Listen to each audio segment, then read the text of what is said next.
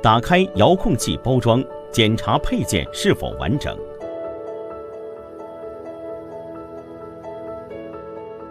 接收器一端3根为输出线，另一端2根为输入线。